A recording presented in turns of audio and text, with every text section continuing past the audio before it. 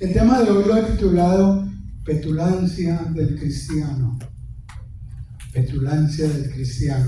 Para los que no estén muy familiarizados con el término petulancia, eso se refiere a aquellas personas que son arrogantes, aquellas personas que asumen una actitud de presunción, de seres privilegiados, una actitud que delante de los demás es molesta. A veces cuando la persona es petulante no se da cuenta de que aquellas personas a las que les está hablando ya están percibiendo ese orgullo, ya están percibiendo ese egocentrismo, ese yo soy más que tú, en otras palabras. Y desafortunadamente es un engreimiento delante de Dios, es un engreimiento no solamente delante de las personas que están frente a nosotros, pero es un engreimiento delante de Dios. Cuando nosotros como cristianos decimos y leemos en la palabra que sin Cristo no somos nada, entonces también debemos pensar que si Cristo es el que está llenando mi vida, el que está dirigiendo mi espíritu, no puedo considerarme más privilegiado o más grande o más favorecido que los demás. ¿Me explico? Por supuesto, hemos aprendido a vivir con personas petulantes, con personas que son egoístas, que a toda hora están presumiendo. Y como familia de la fe, podemos decir que ninguno de nosotros es así. ¿Correcto? No debemos de ser así. Ya sabemos que Dios mira nuestro corazón para ver en él las intenciones. Como bien lo dice la palabra, no tenemos necesidad de estar abriéndolo, poniéndolo al desnudo para que los demás vean cómo somos. El Señor ya ve nuestro corazón, como ve nuestras intenciones, como ve nuestras necesidades para suplirlas, como entiende qué es lo que le estamos pidiendo y con qué devoción, con qué humildad estamos llegando a Él para hablarle. No hay justificación para el cristiano cuando erramos delante de los demás. No tenemos justificación alguna. Y eso es porque los demás, el mundo siempre está pendiente de todo cuanto hacemos, de todo cuanto decimos, para una de dos razones: para copiar nuestra actitud o para criticarnos, para decir, oye, ¿tú qué crees que sabes tanto de la Biblia? ¿Tú qué dices saber, estar más cerca de Dios? ¿Por qué cometiste ese error? ¿Por qué dijiste aquello? ¿Por qué mencionaste esto? Entonces, desafortunadamente estamos expuestos al mundo y sabemos que nuestras fallas van a ser detectadas de inmediato.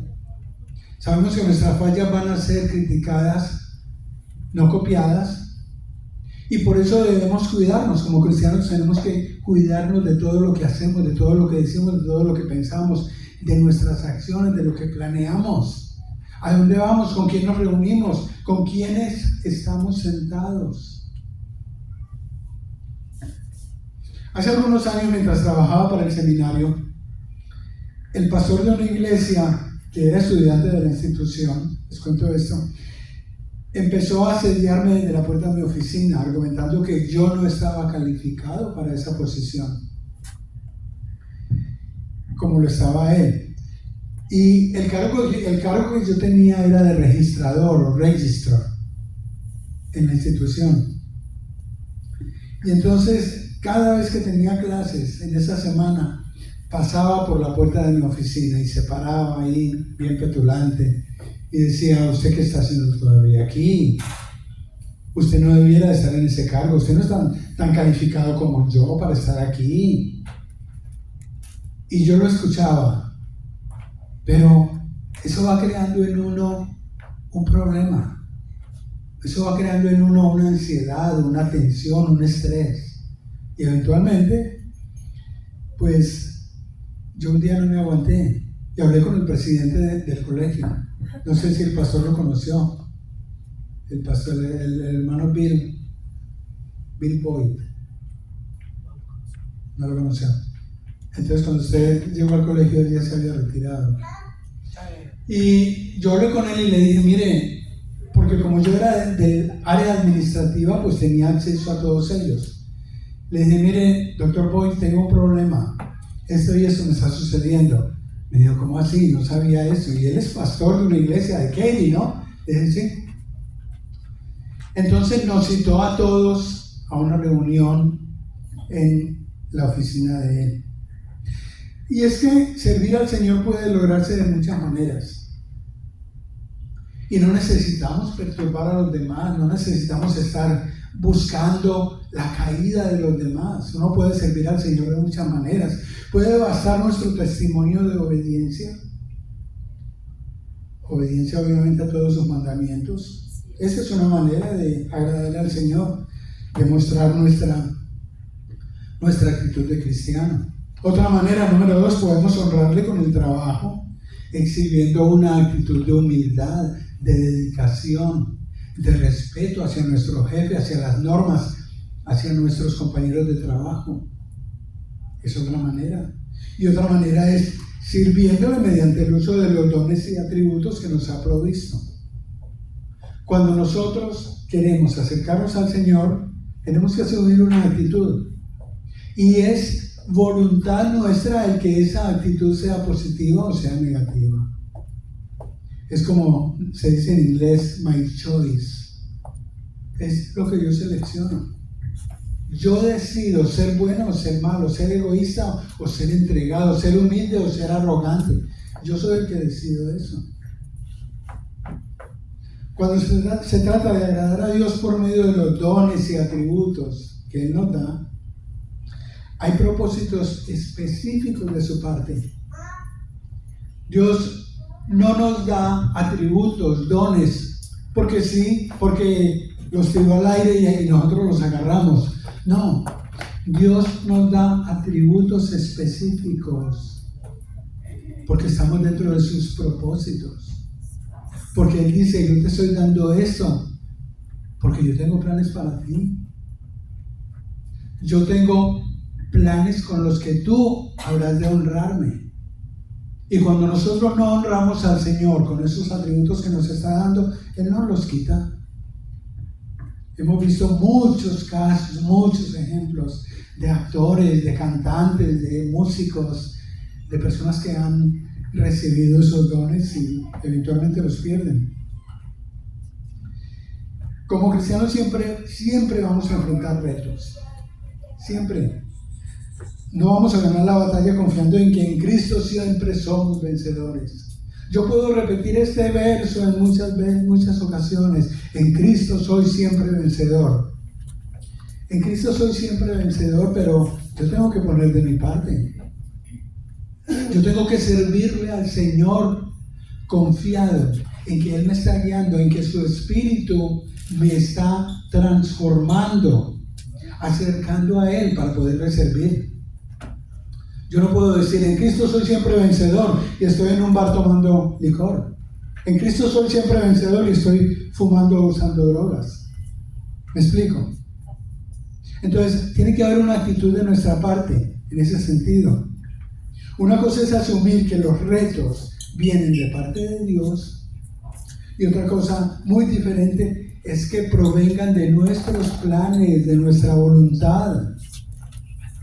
Los retos, lo que nosotros llamamos retos en la vida, entonces pueden provenir de Dios o pueden provenir de nuestra voluntad. Porque yo puedo decir, es que yo tengo libre albedrío, Dios me dio libre albedrío, y entonces yo hago lo que me da la real gana, lo que se me viene a la voluntad de hacer, y también no estoy contando con la voluntad de Dios. Dice Isaías 55:8. Isaías 55:8. Porque mis pensamientos no son vuestros pensamientos, ni vuestros caminos mis caminos. En la Biblia encontramos el libro de los jueces. Yo quiero hablar del libro de los jueces. El libro de los jueces cubre el tiempo entre las conquistas descritas por el pueblo de Dios camino a la tierra prometida.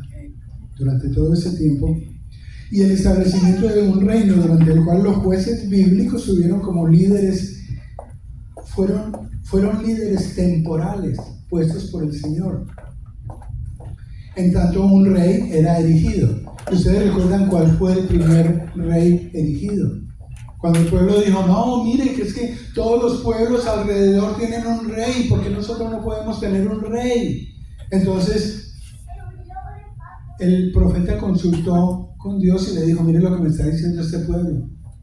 Entonces Dios le dijo, ok, vamos a darle un rey. Entonces le dijo a Samuel que fuera y escogiera, ¿a quién? A Saúl. Al rey Saúl, el primer rey que tuvo Israel. Uno de los jueces más notorios en el libro de los jueces fue Sansón. Todos hemos oído hablar de Sansón. El hombre fuerte que mataba animales, que con las manos, que despedazaba leones. Bueno, yo quiero hablarles de Sansón. Él era el último de los jueces del antiguo Israel, que se menciona en el libro de los jueces. Y uno de los últimos líderes que juzgaron al pueblo de Dios antes de la institución de la monarquía, o sea, antes de que hubiera ya un rey establecido. Sansón era hijo de Manoa, y Manoa era un hombre de la tribu de Dan. Recuerden, los hijos de Jacob, pues uno de ellos era Dan, y de su tribu surgió este hombre, Manoa. Muchas gracias. Y la mujer de Manoa era estéril y nunca había podido tener hijos. Dice Jueces capítulo 13, verso 3 al 5. Jueces 3 al 5, les leo. A esta mujer apareció el ángel de Jehová y le dijo, ve aquí que tú eres estéril y nunca has tenido hijos, pero concebirás y darás a luz un hijo. Ahora pues, no bebas vino de sidra ni comas cosa inmunda, pues he aquí que concebirás y darás a luz un hijo, y navaja no pasará sobre su cabeza, porque el niño será nazareo a Dios desde su nacimiento, y él comenzará a salvar a Israel de mano de los filisteos. ¿Okay? El anuncio implica una preparación especial para el nacimiento de un niño. Ese anuncio le estaba diciendo, el niño será nazareo desde su nacimiento. Encontramos cuáles eran las cualidades del nazareo en el libro de Números, capítulo 6. Y era una preparación ordenada para la criatura. Y le siguen la misión de que le será encomendada. Dice, él comenzará a salvar a Israel de manos de los filisteos. Esa fue la misión. Y le dijo el ángel, este niño va a ser nazareo, tú no comas ni uvas ni el jugo de la vid, porque él va a ser nazareo. Yo lo he escogido porque él va a ser el que yo use ante los clamores del pueblo de Israel que ha estado esclavizado. La mujer dio a luz un hijo y ella le puso por nombre Sansón.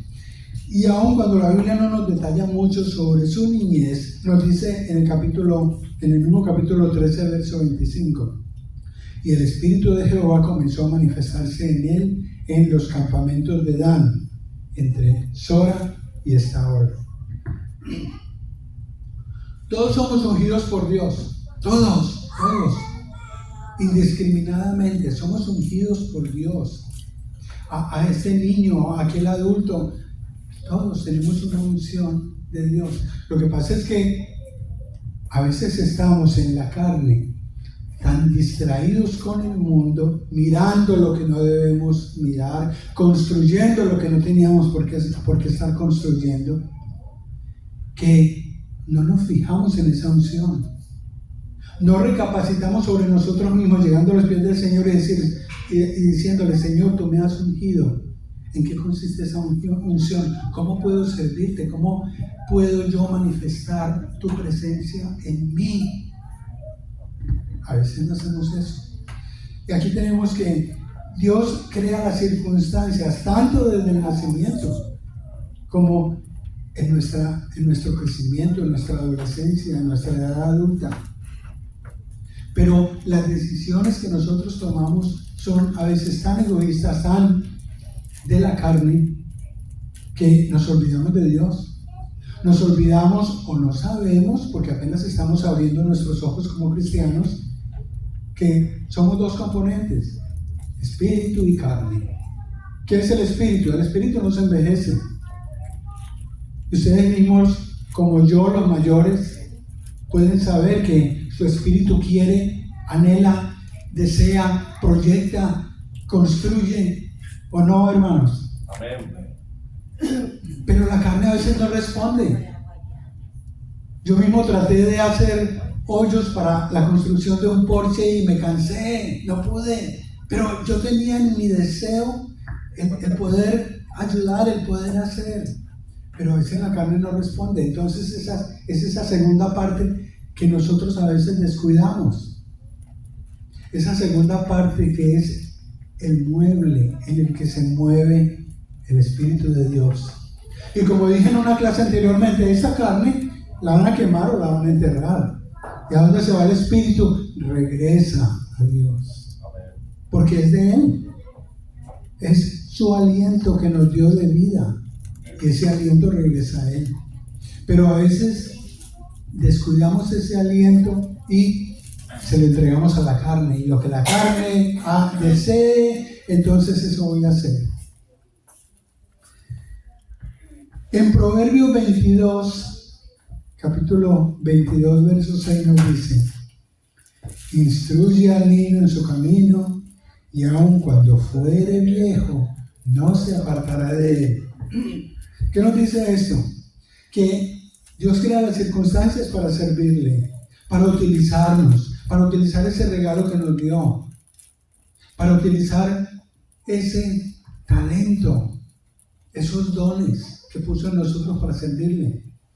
Pero nosotros asumimos que es responsabilidad de los padres instruir al niño.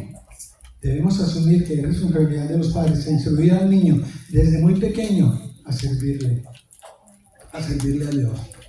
Sansón es descrito como un hombre fuerte y valiente. Es un hebreo que lucha contra muchos ejércitos enemigos de su pueblo y enfrenta heroicamente a animales salvajes, como ya dije. Posee el misterioso secreto de su fuerza, aunque tampoco se menciona el habérsele hecho saber sobre ella. En la Biblia no se dice que los padres fueron a Sansón y le dijeron: oye, tú tienes una fuerza especial. No, nunca le dijeron eso. Ellos sabían que era un nazareo, que lo cuidaron desde pequeño, que debía apartarse de drogas, de cigarrillos, de licor, de todo esto, de las uvas. Pero Sansón no fue instruido sobre la fuerza especial que tenía. Él mismo sorprendía a los padres con lo que hacía. Parece que él mismo empezó a notarse diferente. Tal vez él mismo se miró al espejo y dijo: wow, qué musculotes tengo y qué cosas soy capaz de hacer. Parece. Él nació como la promesa que le fue dada a los padres de ser el libertador de su pueblo. Es posible que ellos sí le hayan dicho: oye, según nos dijo un ángel que se le apareció primero a mi esposa, a tu mamá, y luego se nos apareció a ambos, que tú ibas a ser un libertador de la esclavitud, de la situación que estaban pasando el pueblo de Israel. Yo me atrevo a afirmar que sus padres solo le dijeron que era un nazareo de Dios, pero quizá no le dejaron claro eso, que él salvaría al pueblo de manos de los filisteos, que en esos momentos estaban haciendo y deshaciendo con el pueblo de Israel. La Biblia emplea expresiones tales como el espíritu de Yahvé le invadió, en Jueces 14, 19, o el espíritu de Yahvé vino sobre él, Jueces 15, 14, con lo que el escritor implica que la fuerza sobrehumana de Sansón provenía únicamente de realizar actos por voluntad divina. Es lo que el escritor está tratando de decir. Esto que él está haciendo es por la voluntad de Dios. Se nos dice que siendo joven Sansón dejó su pueblo para visitar a la ciudad de Filisteas. Y allí Sansón se enamora de una mujer. Una muchacha le llama la atención, él lo cautiva y él le dice a sus padres que se quiere casar con ella. Y sus padres le dicen, oye, pero es una mujer filistea. Tú debes escoger una mujer entre el pueblo de Israel. Pero no, él se empeña en que ella es la muchacha que él quiere. A lo mejor esto era un designio de Dios, era la voluntad de Dios. Pero ni él ni sus padres lo sabían. Podríamos afirmar aquí en esta decisión que se presenta entonces como un plan de Dios para llegarse y atacar a los filisteos. No podemos asumir que todas las decisiones que tomamos como seres humanos son provocadas por Dios. Como dije antes, hay decisiones que nosotros tomamos, pero son provocadas por la carne, por los placeres de los ojos, de los oídos, por lo que nos hablan, cómo nos envuelven las palabras de los demás. Y con frecuencia, cuando las cosas no funcionan bien como nosotros lo esperábamos, con frecuencia tendemos a decir que fue la voluntad de Dios, que lo que me está pasando fue la voluntad de Dios.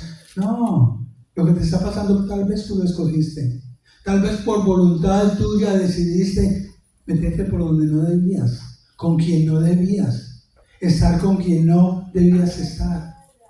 Entonces, pero a veces tenemos esa tendencia de decir, es voluntad de Dios lo que me está pasando, ¿o no? ¿Me equivoco? Así es. Digo eso porque estamos en el mundo como lo estuvo Sansón. Quizás no haya una instrucción clara de parte de los padres con respecto a la anuncio que el ángel le dio, que ellos recibieron del ángel, sobre los propósitos de Dios para con el bebé. Quizás Sansón no creció con la conciencia de ser diferente, sino que descubrió, como dije antes, por sí mismo, que tenía una fuerza especial, que algo lo impulsaba a actuar de una u otra forma. Cuando Sansón pone sus ojos en la mujer filistea, le pide a sus padres que se la consigan como esposa. Pero ellos, como dije antes, tratan de persuadirlo para que busque mujer entre los de su pueblo.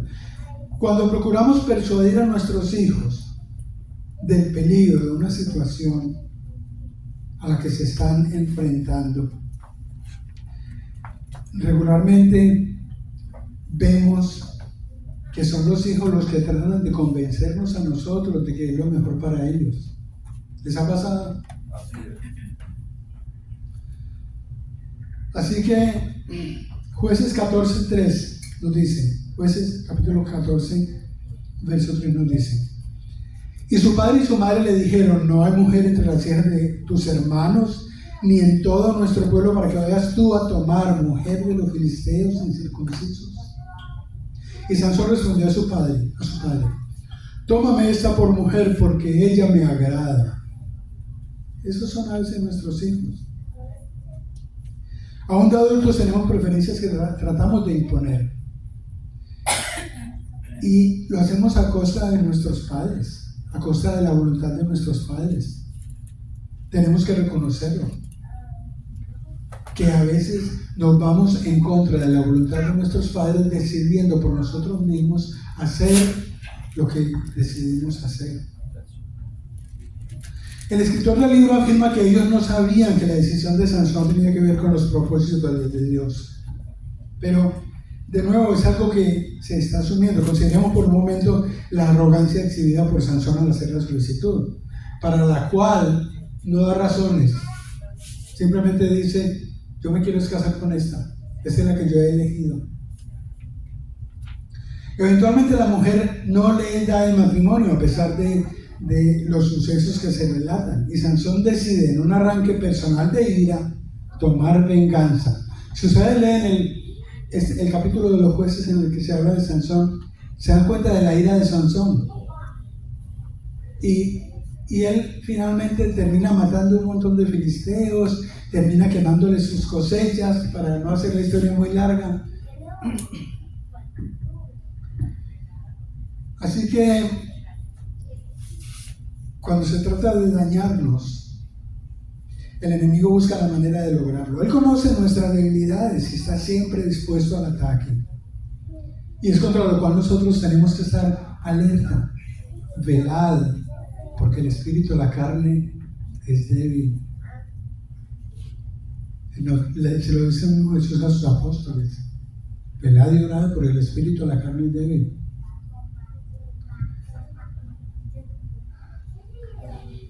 Él conoce nuestras debilidades, Dios conoce nuestras debilidades y está siempre dispuesto a contrarrestar los ataques del enemigo. Porque como dije en una ocasión, Dios tiene sus cámaras, que son sus ángeles, para protegernos, para cuidarnos, para guiarnos. Pero Satanás también tiene sus cámaras para ver dónde estamos fallando y procura poner más, como dijo alguien, más sal a la herida, para que nosotros continuemos cayendo y nos apartemos de él. Les continúo la historia. Después de aceptar al Señor como mi Salvador, Dios me indicó a entrar en el seminario, a prepararme para servirle. Una vez allí mis trabajos gustaron y fui recomendado por el director para que me dieran un trabajo en el seminario. Y yo empecé a trabajar como registrador. Mientras tanto, terminaba mi grado bíblico, mi grado en el seminario. Para nosotros como cristianos no hay coincidencias y muchos de ustedes ya lo han experimentado. Yo no solamente tuve la oportunidad de estudiar y de graduarme en el seminario como maestro de la escuela bíblica, como maestro en teología, pero yo pude trabajar para el seminario. Trabajé por 8 años en el seminario con un salario que nunca me lo he ganado ni me lo habré de ganar en este país. Son bendiciones que Dios nos da. Ahí no hubo ninguna coincidencia. ¿Qué coincidencia que le dieron el trabajo? ¿Qué coincidencia que entró al seminario? No. Dios tiene sus planes. Y nosotros todo lo que necesitamos es adaptarnos con fidelidad a ellos. Pero como les decía, el diablo siempre está atento a destruir los planes de Dios. Y el estudiante que, como les dije antes, era pastor de una iglesia de Katy, él empezó a asediarme con palabras ofensivas y dañinas, palabras que me distraían cuando se paraba y me hablaba desde la puerta de la oficina. Y yo, como les comenté, hablé con el presidente y le dije: mire, este hombre no hace sino hacer esto. Él me dijo: ¿sabe que vamos a tener una reunión? Me citaron allí con todas las demás directivas, y cuando estábamos allí me dijo el presidente: ponga su mano sobre la Biblia. Ahora, yo la puse. Dígame exactamente qué es lo que le dice este hombre que está aquí sentado, qué es lo que le dice el pastor Rick Nance a usted. Le dije: él me dice que yo no estoy capacitado para ese trabajo y que él está más capacitado que yo cómo estoy todavía trabajando para el colegio. Le dijo: muy bien, ¿eso es todo lo que le dice? Sí. Ok, señor Nance, ponga su mano sobre la Biblia y díganos qué es lo que usted le dice a Roy cuando usted pasa por su oficina. Pone la mano sobre la Biblia y dice: yo todo lo que le digo a Roy es que lo invito a la cafetería a que se tome una taza de café y se coma una dona conmigo. Yo me puse colorado, yo hervía de verdad, porque esto me ofendió tanto, me airó tanto, que yo me paré de la mesa y así como un niño rebelde dije: yo renuncio a este colegio, yo no quiero estar más aquí. Y agarré mis cosas, mi Biblia, mis papeles que llevaba en la mano y salí. Y hasta ese día trabajé en el colegio. Yo esperaba, honestamente yo esperaba que al hombre lo echaran del colegio por lo que había hecho, por su mentira que había declarado con su mano en la Biblia, y que iban a llamarme y: oye Roy, tú tenías razón, pero han transcurrido más de 10 años y todavía no me llaman. ¿Cómo? Sigo esperando, pero no. La arrogancia se llega por Sansón. Al actuar, como lo hizo frente a la frustración de ser engañado por los filisteos, me recuerda la reacción que muchas veces exhibimos cuando las cosas no suceden como las esperamos, como están en nuestra mente, en nuestros planes. Y cuando este tipo de cosas suceden, nosotros tenemos que recordar que nuestro libre albedrío nos lleva a situaciones que no esperamos, a situaciones que se salen fuera del contexto que para nosotros es la palabra de Dios. Y todas las decisiones que nosotros tomemos no siempre provienen de Dios. Todo lo que tú decidas tienes que afirmarte un poco en el Señor y decir: Señor, esto que yo tengo planeado hacer, esta persona con la que yo estoy trabajando, ¿será que es la persona adecuada? Sansón no se detuvo a contemplar las consecuencias de su reacción frente al engaño del que había sido objeto por parte de las personas que le dijeron que le iban a dar la hija, como ya les estaba hablando, porque el padre de esta mujer lo engañó y terminó ofreciéndole otra, y luego le dijo, ustedes pueden leer la historia de lo que le pasó a Sansón, pero cuando a él lo amenazan y lo engañan, entonces él se enoja y decide terminar con todos ellos de una vez. Es natural que oremos impulsivamente cuando vemos que los planes nuestros se desmoronan y que las cosas no salen como dije, como las tenemos planeadas. Quizá dijimos cosas de las cuales nos arrepentimos más tarde. Quizá en algún momento reaccionamos como no debimos reaccionar frente a una situación que nos disgustó, frente a algo que nosotros estábamos esperando que sucediera y no sucedió. Pensemos en eso. Tal vez tomamos decisiones aceleradamente y sin pensarlo dos veces obramos erróneamente, pero desafortunadamente más tarde lo lamentamos por mucho tiempo. Yo a veces pienso en esa situación que viví y digo, yo no debí de haber renunciado al colegio. Yo tuve que tener un poco de sentido común y decir, bueno, si eso es lo que él dice, que se condene él. Pero yo dije lo que me estaba sucediendo, pero no lo hice así. Me dejé llevar por un impulso, por un egoísmo, por un orgullo petulante. Para los que acaban de llegar, estoy hablando sobre la petulancia del cristiano. En aquella confrontación en la que me vi, al escuchar las palabras del pastor, yo me levanté de inmediato. Regresando a la situación de Sansón, él se enamoró entonces de otra mujer filistea llamada, ¿cómo? Dalila. Y esa cortesana filistea era una mujer persistente, era una mujer engañosa. Y el único propósito de ella era adquirir dinero y poder. Eso era lo único que ella buscaba. Para sí misma, ella estaba buscando placer, comodidades, conveniencias.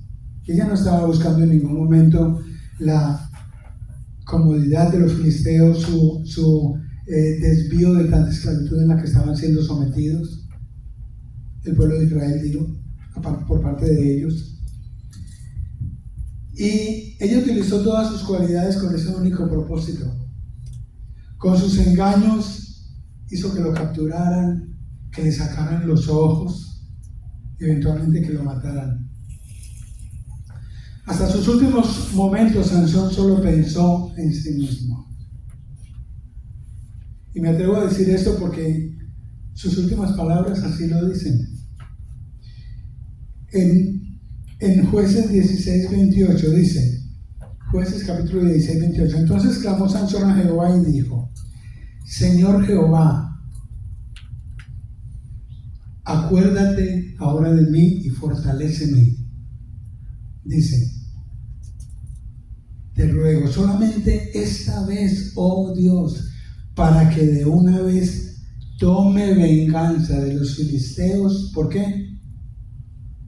Por mis ojos. Él no estaba pensando en nada más que en sí mismo. pero Dios lo escucha. Jesús mismo nos dice en Juan 15, 4 a 5, ya voy a terminar. Permaneced en mí y yo en vosotros. Juan 15, 4 a 5. Permaneced en mí y yo en vosotros. Como el pámpano no puede llevar fruto por sí mismo, si no permanece en la vid, así tampoco vosotros, si no permanecéis en mí. Yo soy la vid, vosotros los pámpanos. El que permanece en mí, yo en él, este lleva mucho fruto. ¿Por qué? Porque separados de mí, nada podéis hacer. Lo que somos, lo que hemos recibido de Dios, la vida que nos ha sido dada con satisfacciones, con pruebas, con talentos, con dificultades, con pruebas difíciles a veces, todas nos preparan para una vida eterna que esperamos confiados vivirla en el trono del Señor. Mientras no seamos conscientes de su provisión, de su misericordia, de su amor, estaremos exhibiendo orgullo y petulancia, de la cual seremos humillados más tarde. No esperes que las circunstancias cambien a tu favor. No esperes que la gente va a cambiar a tu alrededor, que la gente va a pensar diferente. No esperes que las cosas van a ser diferentes. Te lo digo a mi edad, como persona mayor, con mi experiencia. No esperes que los demás se van a amoldar a tu manera de ser, a tus planes. Nosotros, como decía un amigo, no debemos arrepentirnos nunca de lo que hicimos o de lo que dejamos de hacer, porque lo único que vamos a conseguir es perder el tiempo, es perder la calma, es permitir que la carne se distraiga, nos distraiga el Espíritu de Dios habitando en nosotros, y nos olvidemos de que es por Dios que nosotros vivimos, que nosotros nos movemos, y es a Él al que debemos recurrir en todo momento, ante cualquier circunstancia y antes de tomar cualquier decisión. Amén. Si usted recibió un aplauso al Señor.